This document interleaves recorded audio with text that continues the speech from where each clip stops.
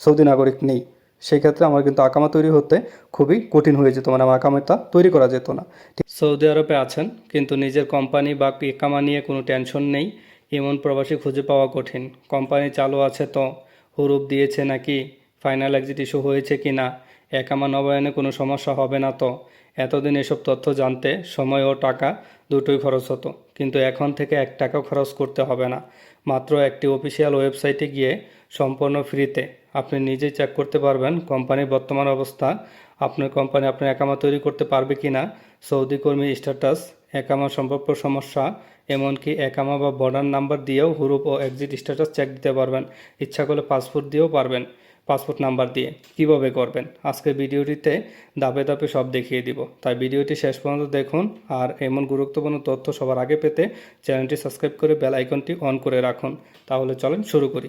এর জন্য প্রথমে আপনি আপনার মোবাইলের ডিসপ্লে থেকে যে কোনো একটি ব্রাউজার ওপেন করে নেবেন। আমি এখান থেকে একটি ব্রাউজার ওপেন করে নিয়েছি। তারপর উঠাবেন molmol.ksa, এতে ক্লিকে সার্চ করবেন। সার্চ করার পর আপনাদের মাঝে ঠিক এরকম একটি ডিসপ্লে শো হবে, আপনি এখানে ট্যাপ করবেন। আমি একদম আপনাদের ক্লিয়ারভাবে বোঝানোর জন্য চেষ্টা করছি। তারপর সার্চ করার পর এরকম ডিসপ্লে শো হবে। যেহেতু আমার মতন অনেকেই আছেন আরবি বুঝি না, সেক্ষেত্রে এটাকে আমরা ইংলিশে রূপান্তর করে নিব।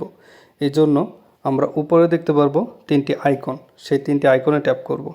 3টি আইকনে ট্যাপ করার পর আমরা নিচে দেখব এরকম একটি লেখা আছে ট্রান্সলেট, এখানে ট্যাপ করব।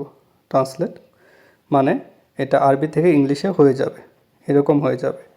যেহেতু আমার এই কাজটি সম্পন্ন হয়েছে এবং আমি নিচে চলে আসব।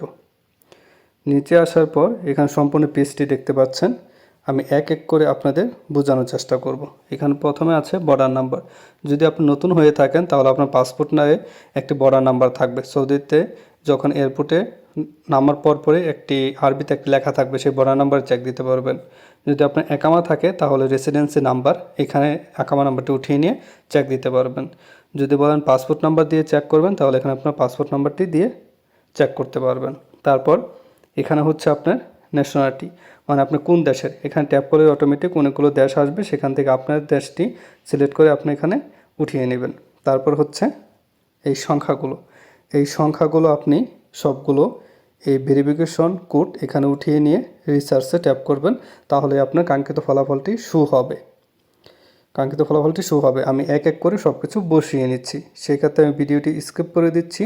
সব কিছু বসানোর পর আমি আবার ফিরে আসছি, সেই পর্যন্ত আপনারা অপেক্ষা করুন। এখন আপনি নিচে দেখতে পাচ্ছেন কাঙ্ক্ষিত রেজাল্টটি। এখানে প্রথমে দেখতে পারবেন এমপ্লয়ার নাম্বার। এই নাম্বারটি খুবই গুরুত্বপূর্ণ একজন প্রবাসীর জন্য, এটা আপনার আইডি নাম্বারের মতন কাজে লাগে। এখানে নিচে ঠিক এরকম আইডি নাম্বার দেখতে পারবেন। গোপনীয়তার জন্য আমি সংখ্যাগুলো ডেকে রেখেছি। তারপর নিচেরটা হচ্ছে দ্য নেম, আপনার নাম শো করবে। তারপর হচ্ছে ওয়ার্কার কন্ডিশন, মানে আপনি কোন পর্যায়ে আছেন, আপনি হুরুপে আছেন না ফাইনাল এক্সিটে আছেন, নাকি কোনো সমস্যা আছে কি না আপনার চাকরিতে, সেটা দেখাবে। যেহেতু আমার কোনো সমস্যা নেই, সেখানে দেখাচ্ছে অন দ্য জব। তারপর হচ্ছে ইস্টাবলিশমেন্ট লাইসেন্স, উচ্চারণ ভুলটি হলে অবশ্যই ক্ষমা দৃষ্টিতে দেখবেন। The faculty permit are valid, এখানে আমার কোম্পানির ফ্যাকাল্টি পারমিট মানে লাইসেন্সটি ঠিক আছে, মেয়াদ আছে, এটা দেখাচ্ছে। তারপর হচ্ছে ফ্যাকাল্টি অ্যাবিলিয়েশন, এটার মানে হচ্ছে আপনার কোম্পানিতে সৌদি নাগরিক কীরকম, মানে কোন পর্যায়ে আছে, কীরকম আছে সেটা দেখাচ্ছে। যেহেতু আমার কোম্পানিতে মোটামুটি আলহামদুলিল্লাহ অনেক ভালো সৌদি লোক কাজ করে আমার কোম্পানিতে, সেক্ষেত্রে লো গ্রিন দেখাচ্ছে, মোটামুটি আছে। এখানে যদি রেড থাকতো তাহলে আমার কোম্পানিতে বোঝাতো যে আমার কোম্পানিতে কোনো সৌদি নাগরিক নেই, সেই ক্ষেত্রে আমার কিন্তু আকামা তৈরি হতে খুবই কঠিন হয়ে যেত, মানে আমার আকামাটা তৈরি করা যেত না।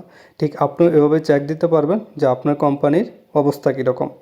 আশা করি ভিডিওটিতে আমি কী বোঝাতে যাচ্ছি তা আপনারা বুঝতে পেরেছেন। কোনো কিছু জানার থাকলে অবশ্যই আমাদের ফেসবুক পেজ অথবা আমাদের এই ভিডিওর কমেন্টে অথবা গ্রুপে অথবা টিকটকে যে কোনো সোশ্যাল ওয়েবসাইটে গিয়ে আপনি আমাদের সাথে যোগাযোগ করতে পারবেন। আর বেশি প্রয়োজন হলে অবশ্যই আমার কাছ থেকে আমার নাম্বার নিয়ে আমার সাথে যোগাযোগ করতে পারবেন, সেক্ষেত্রে চার্জ প্রযোজ্য। আল্লাহ হাফেজ।